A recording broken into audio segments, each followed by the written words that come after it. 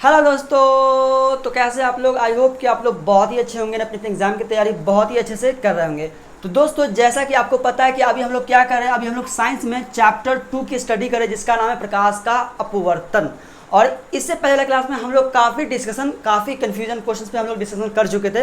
Like प्रकाश का अपवर्तन किसे कहते हैं, प्रकाश का अपवर्तन कितने प्रकार होते हैं, काफ़ी हम लोग क्वेश्चन के बारे में डिस्कशन किए थे और उसके कुछ इंपॉर्टेंट क्वेश्चन के बारे में भी बात किए थे। लेकिन आज की क्लास में हम लोग बात करने वाले प्रिज्म के बारे में। इसका पढ़ना काफ़ी ज़रूरी होता है, क्योंकि अगर आप इस प्रिज्म के बारे में नहीं जानिएगा तो अगला क्वेश्चन आप हैंडल नहीं कर पाइएगा, जो कि एग्जाम से रिलेटेड 2 मार्क में पूछे जाते हैं।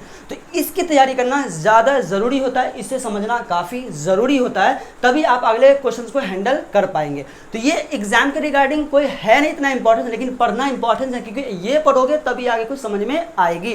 तो चलिए सबसे पहले हम लोग समझते हैं प्रिज्म के बारे में। छोटे से रिक्वेस्ट करूंगा कि अगर अभी तक चैनल पर नए हो तो चैनल को सब्सक्राइब कर देना, ताकि मैं अगला वीडियो अपलोड कर दूं उसका नोटिफिकेशन सबसे पहले आपको मिले।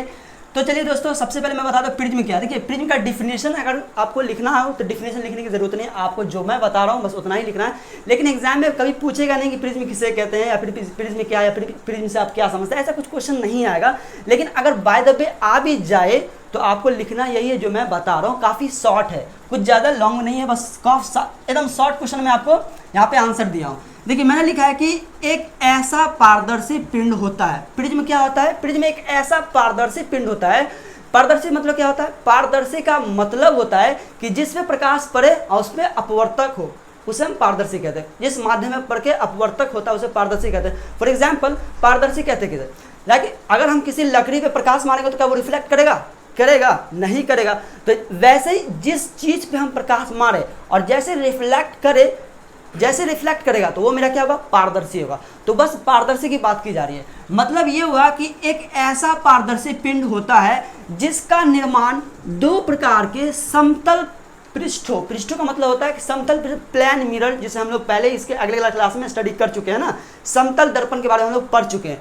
तो ये होता है समतल पृष्ठ, एकदम प्लेन शीशा, प्लेन दर्पण होना चाहिए, जो भी हो पृष्ठ एकदम प्लेन होना चाहिए। तो मतलब बोला जाए कि समतल पृष्ठ से होता है, उसे क्या कहते हैं? प्रिज्म कहते हैं। सिंपल वे में ऐसे कह दो। तो इतना आपको यहाँ से लेकर यहाँ तक डिफिनेशन मैंने बताया कि प्रिज्म क्या है। तो प्रिज्म जो होता है वो एक पारदर्शी पिंड होता है जिसका निर्माण 2 समतल दर्पण से किया जाता है। सिंपल है, अगर आपको एग्जाम में आता तो ऐसे लिख देना, 2 समतल पारदर्शी पृष्ठों से किया जाता है। जैसा आपको मर्जी है वैसे लिखना, बट आपको थोड़ा समझाने के लिए यहाँ पे डिफिनेशन दिया, ज़्यादा कुछ खास है नहीं है, बस आपको थोड़ा समझना है प्रिज्म के बारे में। इसके बारे में थोड़ा सा जो एंगल यहाँ पे स्ट्रक्चर है, स्ट्रक्चर के बारे में समझना है, और कुछ खास है नहीं। और यहाँ पे अगर यहाँ पे मैंने यहाँ से लेकर यहाँ तक जो लिखा है, इसी में अगर आप आगे भी जोड़ना चाहते हैं तो आप इस चीज़ को जोड़ सकते हैं। जैसा कि मैंने यहाँ पे स्टार में लिखा है, स्टार में जो चीज़ लिखा हूँ उसको वहाँ पे आप यहाँ से आप ऐड कर सकते हैं। क्लियर है? तो कैसे ऐड करना है? देखिए, मैंने लिखा कि एक ऐसा पारदर्शी पिंड होता है जिसका निर्माण 2 प्रकार के समतल पृष्ठों से होता है, और इस पारदर्शी पिंड में 2 त्रिज्याकार तथा 3 आयताकार पृष्ठ होता है। अब ये पृष्ठ का मतलब पहले बता दिए है ना, पृष्ठ का मतलब पहले सतह को क्या बोलते हैं? पृष्ठ कहते हैं। जैसे यहाँ पे ये क्या, मेरा ये हाथ है, इसका ये सतह है, इसको क्या बोलता है? पृष्ठ बोला जाता है। जैसे ये मेरा सतह है, इसको पृष्ठ बोला जाता है। प्रकाश यहाँ से आई पृष्ठ पे पड़ती है तो उसे पृष्ठ बोला जाता है। तो वही हमारा वहीं पे बात की जा रही है कि इस पारदर्शी पिंड में 2 त्रिज्याकार तथा 3 आयताकार क्या होते हैं? पृष्ठ होते हैं।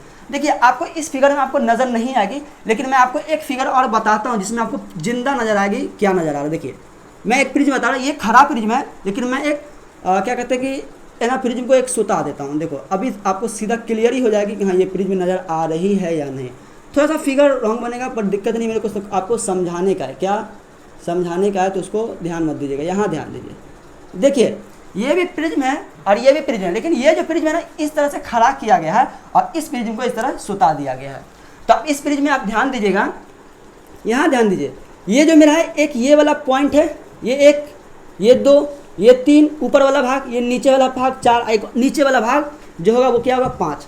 मतलब यहाँ पे 5 गो पॉइंट है, 5 पृष्ठ है मेरा। लेकिन 5 पृष्ठ में मेरा जो 2 जो होता है वो त्रिज्याकार पृष्ठ होता है। क्या होता है? 2 मेरा त्रिज्याकार। अब 2 कौन है त्रिज्याकार? भाई देख, यहाँ पे जिंदा नजर आ रहा है। एक पहला ये हुआ ना, ये एक दूसरा ये हुआ ना, 2 त्रिज्याकार, एंड 3 जो होता है आयताकार होता है। अब 3 आयताकार किधर है? यहाँ ध्यान दो, इस फिगर से आपको समझ में आ जाएगी। ये मेरा पहला हुआ, ये वाला ये मेरा पहला हुआ, दूसरा उसके इसी साइड के उस साइड वाला पॉइंट, ये वाला पॉइंट, समझ में आए, उस साइड वाला पॉइंट। आपको देखिए यहाँ पे क्या 3D फिगर मैं नहीं दिखा रहा हूँ, एक लाइक 3D थोड़ा सा बना करके आपको बोर्ड पे समझाने की कोशिश कर रहा हूँ, आप यहाँ ध्यान दीजिए। तो ये एक इस साइड वाला पॉइंट, एक उस साइड वाला पॉइंट, एक नीचे वाला पॉइंट। तो ये जो होता है वो 3 आयताकार होता है और 2 क्या होता है, त्रिज्याकार पृष्ठ होते हैं, है ना, जो आपस में एक दूसरे पे क्या होता है, झुका होता है। लाइक फॉर एग्जांपल यहाँ पे एक क्या कहते हैं समतल पृष्ठ है, एक ये है, और इसको क्या करते हैं, इस तरह झुका देते हैं। तो ये जो झुकेगा, तो देखिए ये सामने वाला पॉइंट एक क्या हुआ, एक यहाँ पे बना, और एक ये वाला, एक ये वाला, एक नीचे वाला।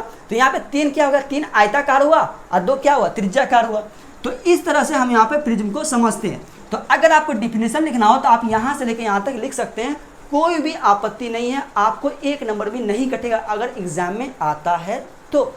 क्लियर है? चलिए अब इस प्रिज्म के बारे में थोड़ा सा समझते हैं, लॉजिक क्या है। यहाँ देखो कुछ स्टार वन के मैंने कुछ इंपॉर्टेंट पॉइंट लिखा है जो कि ऑब्जेक्टिव में हो सकते हैं, आपसे पूछे जा सकते हैं, तो उसको याद करना बहुत ज़रूरी होता है। कैसे, यहाँ ध्यान दीजिए। मैंने पहले लिखा है कि प्रकाश की किरणें जिस पृष्ठ पर पड़ती है, पृष्ठ मैंने बता दिया पृष्ठ क्या होता है, सतह को हम लोग पृष्ठ कहते हैं, हम पहले आपको बता चुके हैं, तो बाद में कोई कन्फ्यूजन नहीं होना चाहिए भाई पृष्ठ क्या है। तो प्रकाश की किरणें जिस पृष्ठ पर पड़ती है और पड़कर प्रकाश अपवर्तन होता है, प्रकाश का क्या होता है, अपवर्तन हो जाता है। क्या होता है, जैसे प्रकाश यहाँ पर ही, तो जाहिर सी बात है भाई, मैंने पहले ही बताया, जब प्रकाश एक माध्यम से दूसरे माध्यम में जाता है तो प्रकाश क्या होता है, उसको ओर झुक जाती है या फिर इसकी दूर भागती है, अभिलंब की ओर झुक जाती है या फिर अभिलंब से क्या दूर भागती है। लेकिन प्रकाश जब एक पृष्ठ पर पड़ता है ना, समतल क्या यहाँ जिसका क्या समतल, जब प्रकाश की किरणें जिस पृष्ठ पर पड़ती है और पड़कर प्रकाश का अपवर्तन होता है, उन्हें अपवर्तक पृष्ठ कहा जाता है। तो जाहिर सी बात है, जैसे प्रकाश यहाँ पे एक रखा होता है, यहाँ पे मान लीजिए मेरा सूरज हुआ, क्या हुआ मेरा बाबू रे, ये मेरा सूरज है। क्लियर है?